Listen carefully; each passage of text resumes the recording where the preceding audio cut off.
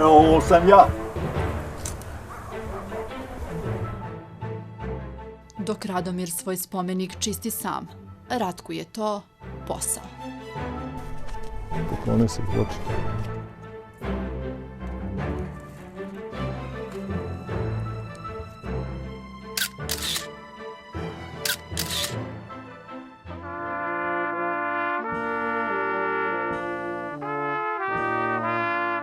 Gde nas zovu, tamo idemo. Prvo izjavim saučešće porodici, zapalim sveću i krenem da radim.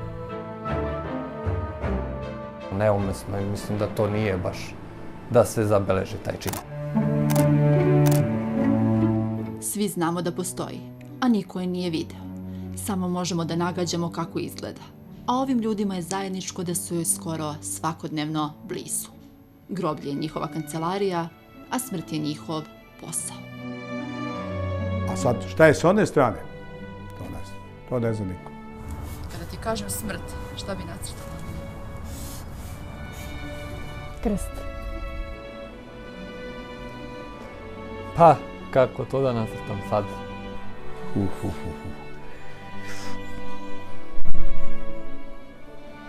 Jedno teško pitanje.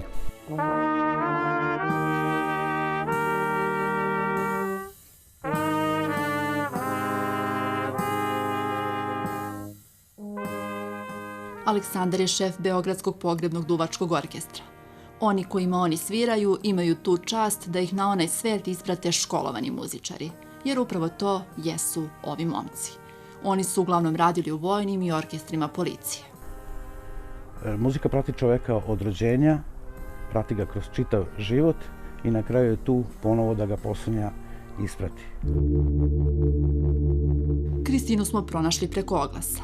Jedina je hrabro oglasila da profesionalno fotografiše sahrane. Ja sam iz fotografske porodice, kod mene su to od uvek slikalo. Moji mama i tata su, kao što su slikali i rođendana i krštenja i razne druge stvari, slikali su i sahrane, a deda mi je bio fotograf baš samo za sahrane. Ne sklanjam oko sa vizira i radim svoj posao kao i svaki drugi. Za razliku od Kristine, Darko je fotografisao jednu sahranu u svojoj karijeri.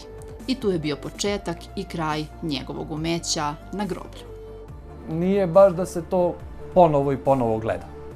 Mislim da nije to svadba, nije to venčanje, nije to neki lep čin toliko, ali eto, znači, na taj način pokušamo da im kažemo, znači, da to ne uradimo.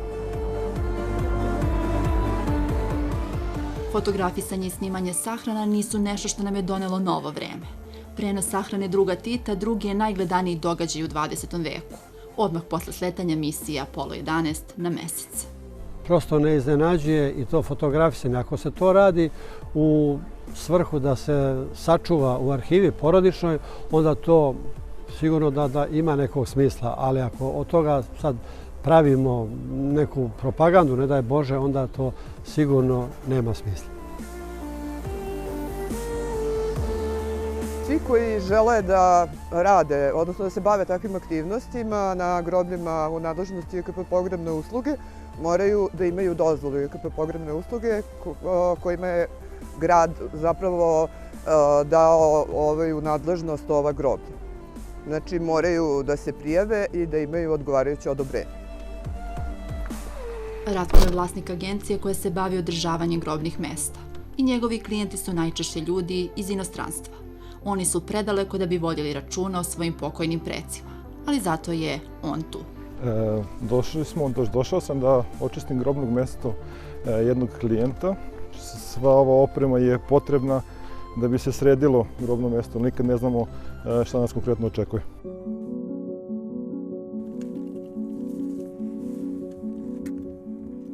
Smrt je definitivno posao od koga može da se živi. Koliko često? Skoro svakodnevno. Da računamo negdje svaki drugi dan bude posla. Je li ima bakšiša za vas? Na romskim bude. Bude ako traže neku određenu pesmu, pa nek bude, ajde da kažemo, 100 evra. Pojedinačno? Po čoveku, da. Nekad se to desi 2, 3, 5 puta mesečno, nekad jednom, nekad nijednom. Nekada je vlada prestiž izgradnje kuće, pa je vlada prestiž u svadbama, veseljima. Tako da imamo prestiž u sahranama, jer često se desi da ako u selu bila neka sahrana, nedavno, da neko dođe, pa koji kovčeg su oni uzeli, ajde uzmemo malo bolje. Prvo treba pokupimo smeće sa grobnog mesta.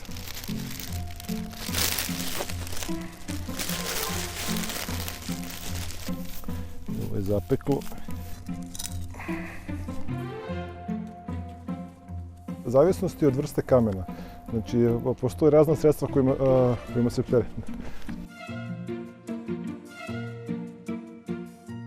Jedna od važnijih stvari je slikanje.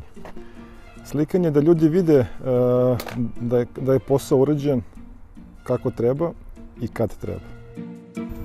Moj posao je sličan kao i posao sveštenika. Sveštenik u jednom danu može da odradi 2 krštenja, 2, 3 venčanja i 5 sahrana i njemu je to sve jedno. Ode kući kao da je radio bilo koji drugi posao. Tako isto i ja. Nije to čin venčanja da bi se to trčalo ispred, nameštalo ili bilo šta. Znači, apsolutno je samo da čisto ostane poneka uspomena njima na taj čin. Osjeća se bukvalno kao uljez. Bukvalno staneš sa strane i čvakneš pomalo 1-2 slike i to je to. Plačem uglavnom na svakoj.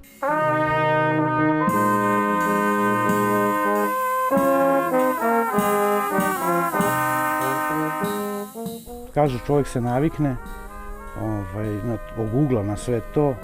Mogu vam reći da od starih kolega kad sam slušao, kad sam ja to pričao da će to oguglali su i ne znam šta, kaže da, ne razmišljaš o tome tu, ali podsvesno ti uvek sve to stoji. I to i jeste tako.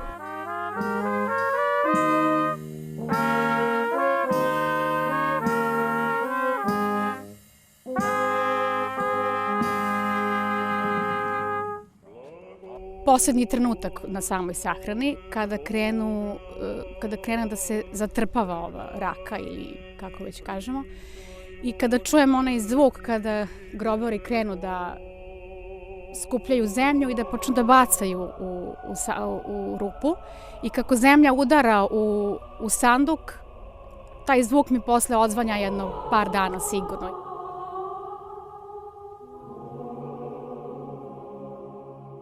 Tu se mi negde tako nalazimo na ivici između tog verskog i nekih navika koje prosto imaju neke druge pobude i razloge. Muzika sigurno neće ništa narušiti, umanjiti sam čin. Važno je da čovjek ostane na tom putu što se tiče verskog i tradicionalnog.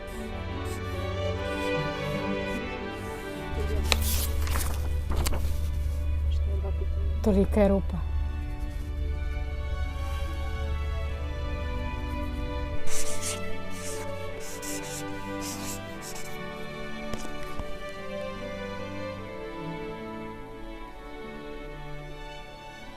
Za smrt,